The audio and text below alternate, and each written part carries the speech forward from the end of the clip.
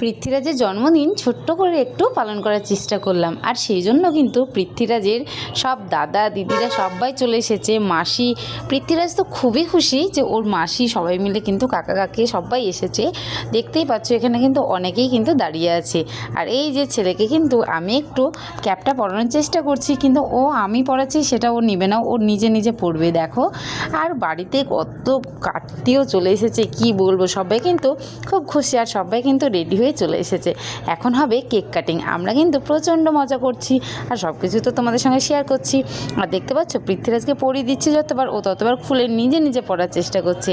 আমার ছেলের এইভাবে জন্মদিন পালন হবে এর তো আমার স্বপ্ন ছিল।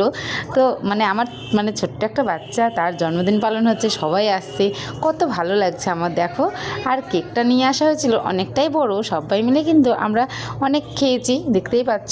তো তারপরে সবারই তাড়া হয়ে যাচ্ছিলো বলে তাড়াতাড়ি কেকটা আমরা কাটিং করে নিলাম। দেখতেই পাচ্ছ এখানে কিন্তু ডেকোরেশনটাকে ঠিকঠাক করে নিচ্ছি। ছেলের যতটা জন্মদিন থাকে, যতটা এক্সাইটেড থাকে, তার থেকে বেশি কিন্তু তার মায়ের থাকে। আমার কিন্তু প্রচণ্ড ইচ্ছে ছিল ছেলের জন্মদিনটা আরও ধুমধাম করার। দেখতে পাচ্ছ নিজে নিজে কীভাবে টুপিটা ক্রিস পরে নিচ্ছে। তো আমরা কিন্তু ওই নিয়ে প্রচণ্ড হাসাহাসি করছিলাম। বার্থডে বয় ছোট্ট পুচকু, দেখতেই পাচ্ছ। তো যাই হোক, এই ডেকোরেশনটা কিন্তু সবাই মিলে করেছি আমরা। তারপর বসে পড়লাম কেক কাটার জন্য। আর এই যে দেখো, সবাই কিন্তু এক্সাইটেড হয়েছিল আর আমার কিন্তু খুব ভালো লাগছিলো। কিন্তু পৃথ্বীরাজের পাপাকে ডাকলাম, পাপা আসলো না। তাই কি করবে, এই যে ছোটো ছোটো বাচ্চাদেরকে নিয়ে কিন্তু কেকটা কাটিং করে নিলাম। দেখো, সবাই কিন্তু উইশ করো আমার পৃথ্বীরাজ সোনাকে। দেখতে পাচ্ছ ও কিন্তু খুব খুশি ছিল।